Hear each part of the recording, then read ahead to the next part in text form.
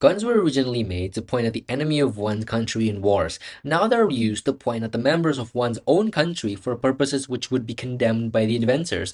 The even sadder reality is that of those horrid things that guns are used to do, men perpetrate a disgusting majority of them. So for once, side with proposition to take a stand for male empowerment by limiting their access to the tools that corrupt them and make them inhuman.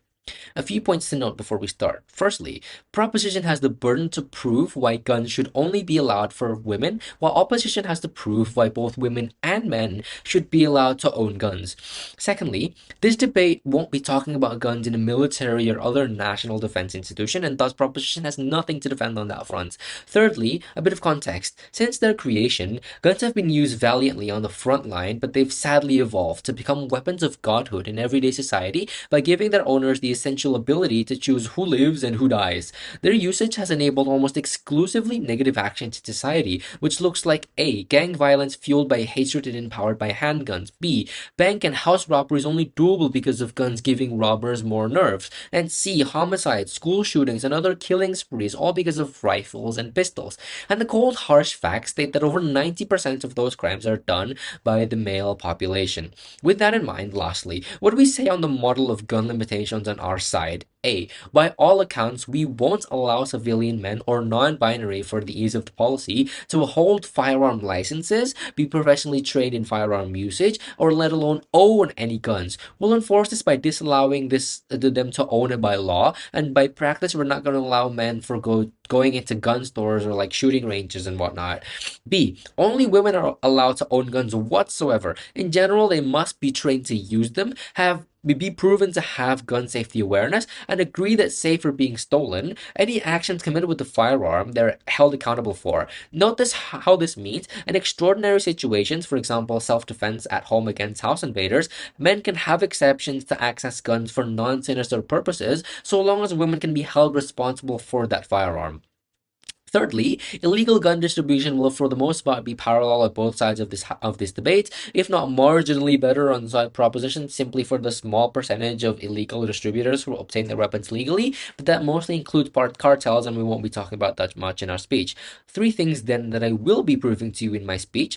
Firstly, why it's imperative women still have access to firearms. Secondly, why limiting access to guns restores men's humanity. And thirdly, a preemptive on why equality won't matter when it comes to firearms. Firstly, then, why should women still have right to guns?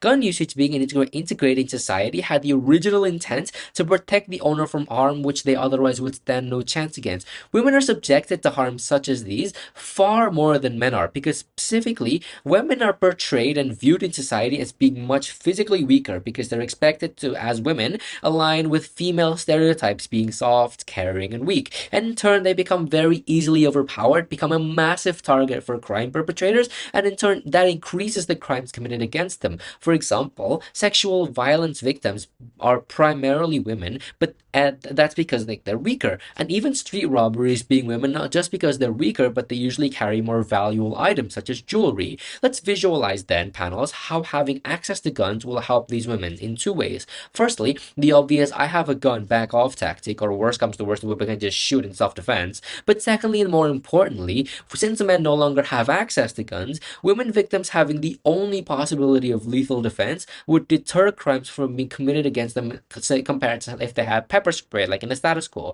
Thus, protecting these women, even if they didn't have guns in the first place, people would be more incentivized to like decentivized to attack women because they're the only ones who have guns. But even if women were in dire need of protection, the ratio of gun misusage justifies the lives of 20 women saved thanks to gun ownership compared to women gun access enabling a singular bloodless robbery. Let's take the bullet one step further, panels, and say gun ownership exclusive to women would encourage more women to be aggressive and commit crimes because of men's lack of self-defense. Three responses. A, status quo has shown us women generally don't like having guns in the first place because they don't want to have such a powerful weapon. But even if more women had guns, it would still not nearly match the amounts of crimes committed by men nowadays because of many female stereotypes. But even if it did, and only then, government can still ban civilian guns, like in general. But until then, all of the above reasoning still applies for why women should still have access to guns. Second argument then, why limiting access to guns will restore men's humanity. Since long ago, men have been burdened with strong masculine individuals that protect and need no help, but that in recent times, masculinity often translates into a violent nature not intended for everyday society. A simple example is being expected to stand when ladies are given seats carrying heavy items, all the way to serving their country with pure physicality, lead men to believe that it is within their nature to be an alpha and be assertive. This leads to more men to commit more crimes, as like shown by the fact that men commit 90% of crimes with homicides, for example, combined with the male stereotype that lead men to play games with violent natures such as zombie shooters or first-person shooters. Men are led to into more of the illusion that having guns, as long as you can aim properly, which they think they can, and have no consequence of using said gun, men in today's society have all been led into a trap of believing having guns is fine, when in reality, it enables a majority of them to misuse that firearm, either passionately in the heat of the moment or carefully thought out, because the ratio of gun misusage is so high. How would then disallowing guns then affect men? Two reasons. It disconnects them from their over masculine possibilities and tendencies, but more importantly, it returns the reality that guns are the extraordinary and should never have been or be the norm in society.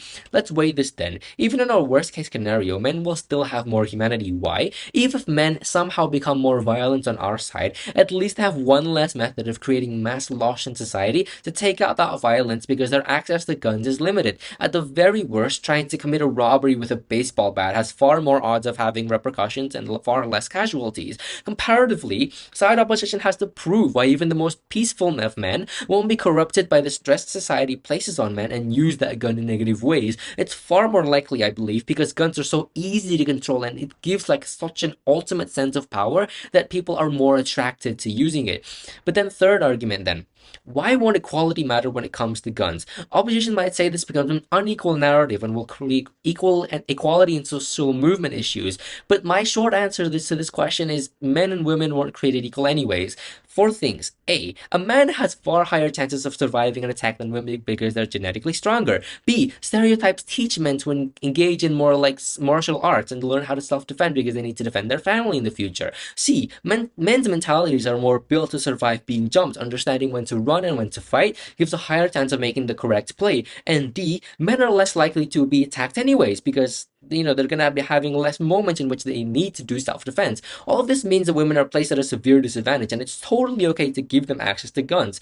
But it does still discriminate men. So let's look briefly on how practical it is to disallow men to have guns.